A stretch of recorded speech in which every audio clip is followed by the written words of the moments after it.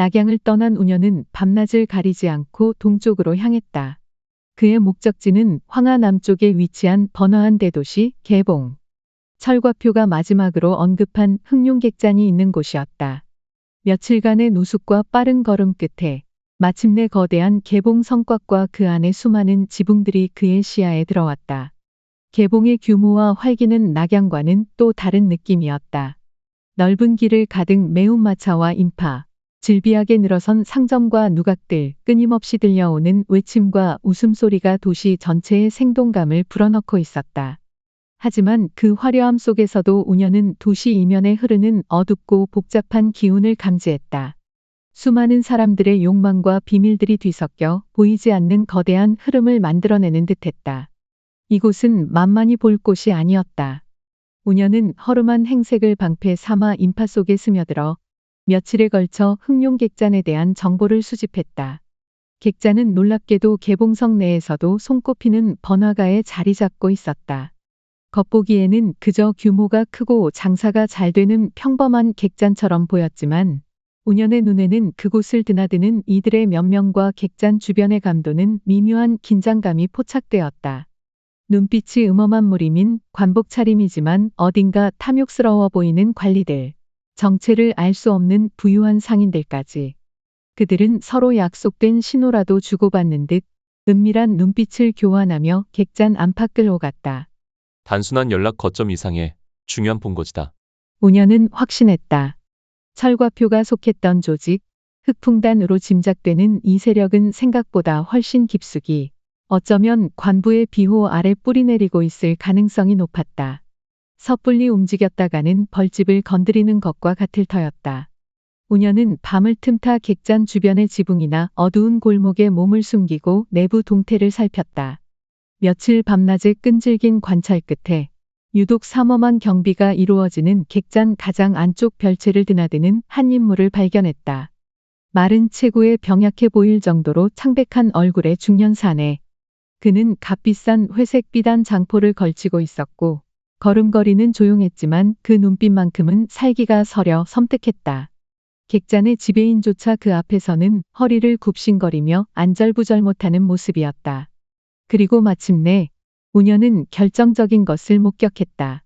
그 남자가 별채로 들어서는 순간 스치듯 보인 그의 소매 안쪽 작은 자수.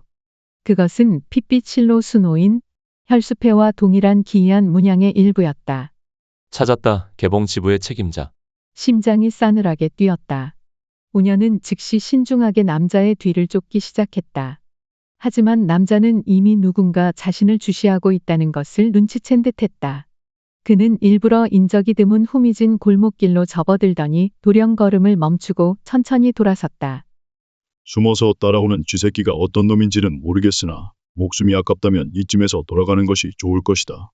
메마르고 음산한 목소리가 밤의 정적을 갈랐다. 그의 창백한 얼굴에는 조롱하는 듯한 기이한 미소가 떠올라 있었다. 매화 검가에 살아남은 애송이인가? 아니면 쓸모없어진 철가표의 뒤를 캐는 자인가? 운현은 숨을 멈췄다. 자신의 정체가 어느 정도 노출되었음을 깨달았지만 이제 와서 물러설 수는 없었다. 그는 천천히 어둠 속에서 모습을 드러냈고 손은 이미 허리춤에 검자루를 단단히 잡고 있었다.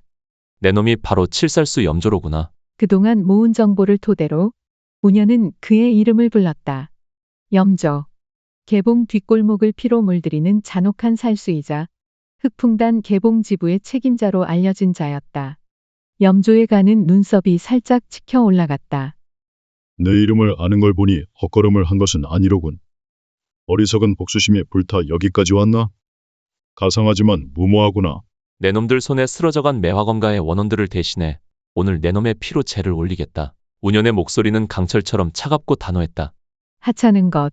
염조가 비웃으며 손을 천천히 들어 올렸다. 그의 손바닥은 시체처럼 검푸른 빛을 띠고 있었다. 내 놈의 분내나는 검술로 감히 나를 상대하겠다? 좋다. 매화의 마지막 꽃잎은 이계봉 땅에서 지게 해주마. 말이 끝나기가 무섭게 염조의 몸이 잔상조차 남기지 않고 운현에게 쇄도했다.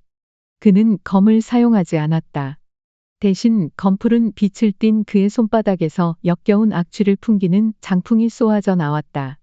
단순한 장풍이 아니었다. 장풍이 스친 자리는 돌바닥마저 부식되는 듯 치지직 소리를 냈고 주변 공기는 숨막히는 도끼로 가득 찼다. 지독한 맹독 장법이었다. 챙. 우녀는 본능적으로 검을 뽑아 장풍을 받아쳤다. 그러나 검날과 장풍이 부딪히는 순간 팔 전체가 마비되는 듯한 충격과 함께 오장육부가 뒤틀리는 듯한 고통이 느껴졌다. 검날에는 검푸른 얼룩이 선명하게 남았다. 염조의 공격은 쉴 틈 없이 더욱 악랄하게 이어졌다. 그의 신법은 귀신처럼 현란했고 매 장풍마다 치명적인 도끼가 뿜어져 나왔다. 우녀는 나경심검의 변화무쌍한 초식을 펼치며 필사적으로 맞섰다. 검과 검이 부딪히는 소리가 아니라 검과 독장이 부딪히는 불길한 소리가 골목 안에 울려 퍼졌다. 5년의 수련으로 이전과는 비교할 수 없을 정도로 강해졌지만 염조의 무공과 도끼는 그 이상이었다. 도끼는 그의 호흡을 통해 내공의 흐름마저 방해하고 있었다. 고작 지부장 하나가 이 정도라니 그렇다면 본단의 우두머리는 대체. 이마에 식은땀이 비 오듯 흘렀다. 복수의 무게가 현실적인 공포로 다가왔다.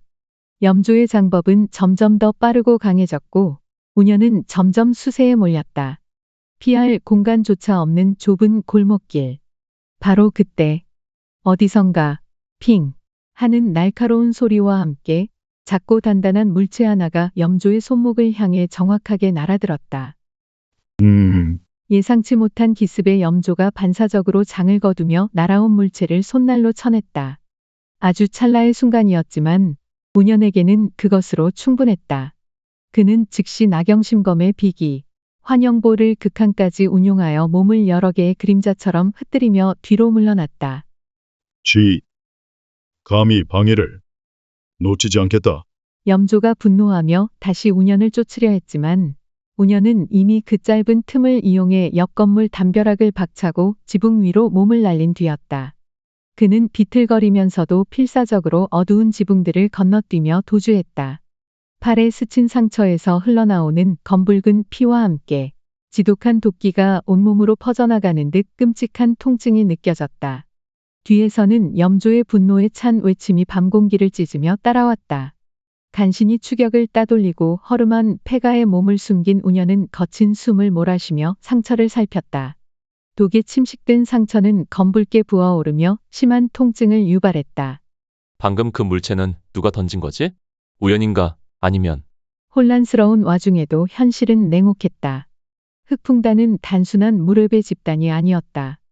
염조와 같은 강력한 고수와 치밀한 조직력, 그리고 독과 같은 비열한 수단까지 갖춘 거대한 악의 세력이었다.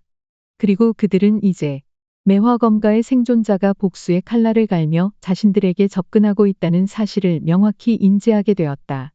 복수는 이제 이전과는 다른 차원의 위험과 어려움을 동반할 터였다. 어쩌면 정말로 이 거대한 악에 맞서기 위해서는 혼자만의 힘으로는 부족할지도 모른다는 생각이 그의 뇌리를 스쳤다.